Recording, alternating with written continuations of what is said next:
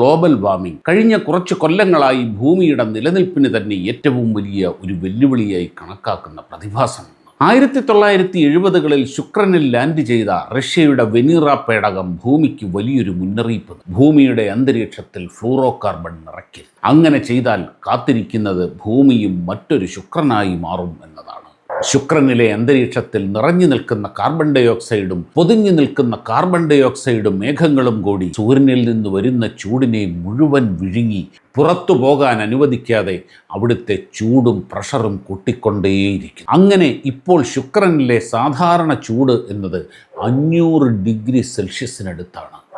വെള്ളം തിളയ്ക്കുന്നതിന് 100 ഡിഗ്രി മതി, അതിൻ്റെ 5 ഇരട്ടി. പൂട്ടിയിട്ട കാട്ടുമൃഗത്തെ പോലെ കാർബൺ ഡൈ ഓക്സൈഡിൻ്റെ തടവറയിൽപ്പെട്ട ചൂടാണ് ശുക്രനെ ഒരു തീഗോളമായി മാറ്റിയിരിക്കുന്നത്.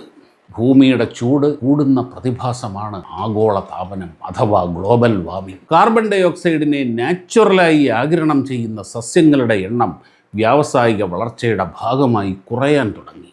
ഇത് ആശങ്കപ്പെടുത്തുന്ന രീതിയിൽ അന്തരീക്ഷത്തിൽ കാർബൺ ഡൈ ഓക്സൈഡ് കൂടാൻ തുടങ്ങി. ഇത് ഗ്ലോബൽ വാർമിങ്ങിലേക്ക് നയിച്ചു. അതായത് ഒരു 100 വർഷങ്ങൾ കഴിഞ്ഞാൽ എന്ന് വെച്ചാൽ നമ്മുടെ ഒരു 2-3 തലമുറ കൂടി കഴിഞ്ഞാൽ ഭൂമിയിലെ വാസം ദുസ്സഹമായിരിക്കും.